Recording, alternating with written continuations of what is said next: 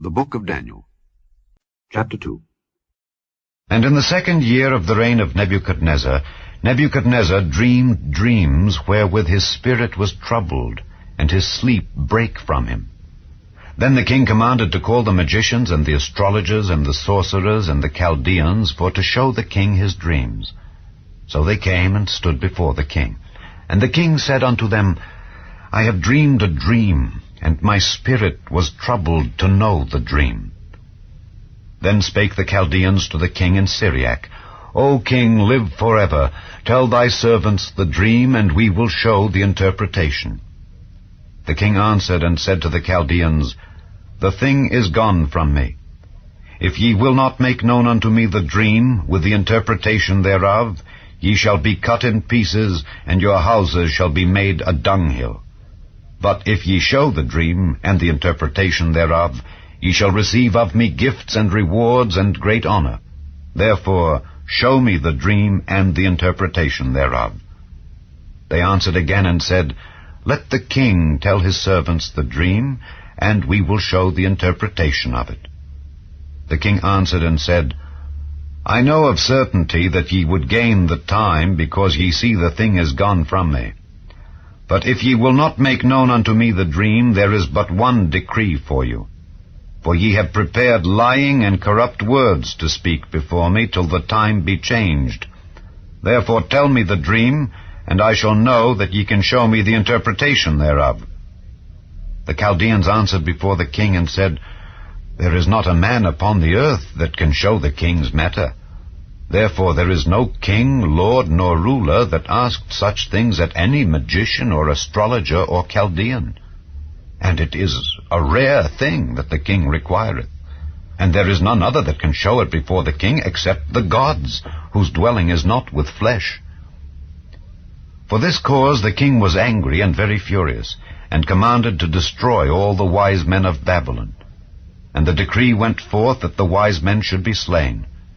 And they sought Daniel and his fellows to be slain. Then Daniel answered with counsel and wisdom to Arioch, the captain of the king's guard, which was gone forth to slay the wise men of Babylon. He answered and said to Arioch, the king's captain, Why is the decree so hasty from the king? Then Arioch made the thing known to Daniel. Then Daniel went in, and desired of the king that he would give him time, and that he would show the king the interpretation.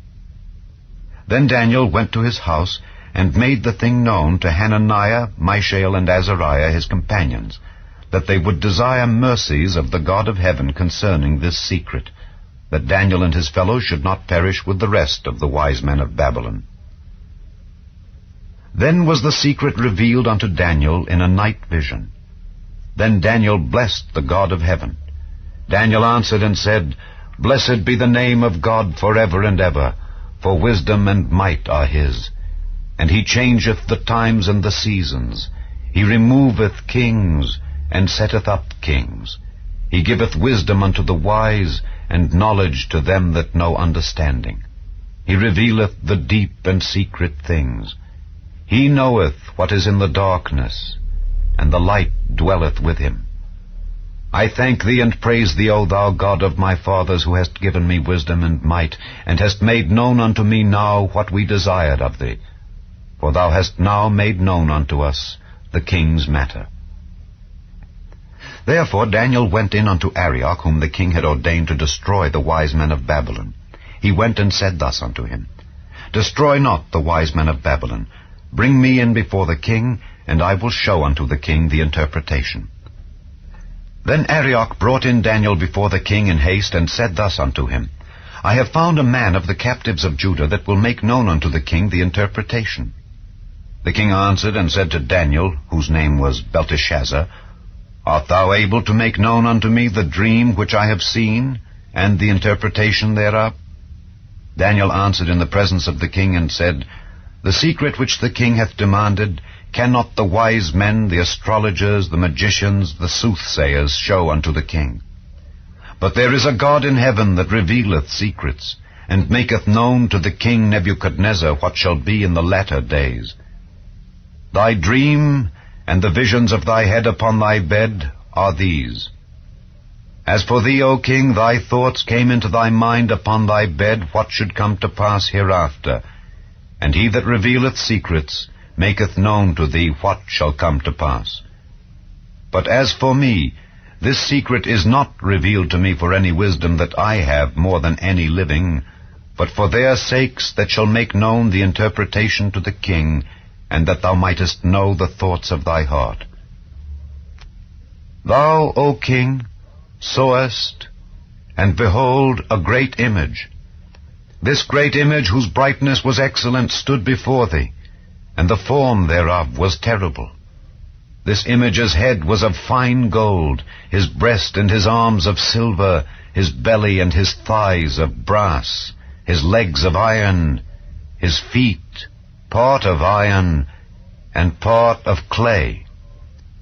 Thou sawest, till that a stone was cut out without hands, which smote the image upon his feet that were of iron and clay, and brake them to pieces. Then was the iron, the clay, the brass, the silver, and the gold broken to pieces together, and became like the chaff of the summer threshing floors, and the wind carried them away, that no place was found for them. And the stone that smote the image became a great mountain, and filled the whole earth. This is the dream, and we will tell the interpretation thereof before the king. Thou, O king, art a king of kings, for the God of heaven hath given thee a kingdom, power, and strength, and glory. And wheresoever the children of men dwell, the beasts of the field and the fowls of the heaven hath he given into thine hand, and hath made thee ruler over them all.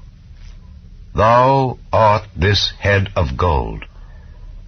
And after thee shall arise another kingdom inferior to thee, and another third kingdom of brass, which shall bear rule over all the earth. And the fourth kingdom shall be strong as iron, forasmuch as iron breaketh in pieces, and subdueth all things. And as iron that breaketh all these, shall it break in pieces and bruise. And whereas thou sawest the feet and toes part of potter's clay and part of iron, the kingdom shall be divided. But there shall be in it of the strength of the iron, forasmuch as thou sawest the iron mixed with miry clay. And as the toes of the feet were part of iron and part of clay, so the kingdom shall be partly strong and partly broken. And whereas thou sawest iron mixed with miry clay, they shall mingle themselves with the seed of men, but they shall not cleave one to another, even as iron is not mixed with clay. And in the days of these kings shall the God of heaven set up a kingdom which shall never be destroyed, and the kingdom shall not be left to other people, but it shall break in pieces and consume all these kingdoms, and it shall stand forever. Forasmuch as thou sawest that the stone was cut out of the mountain without hands, and that it brake in pieces the iron, the brass, the clay, the silver, and the gold, the great God hath made known to the king what shall come to pass hereafter. And the dream is certain, and the interpretation thereof sure.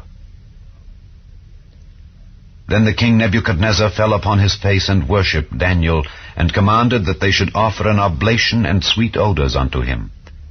The king answered unto Daniel and said, Of a truth it is, that your God is a God of gods and a Lord of kings, and a revealer of secrets, seeing thou couldest reveal this secret. Then the king made Daniel a great man, and gave him many great gifts, and made him ruler over the whole province of Babylon, and chief of the governors over all the wise men of Babylon.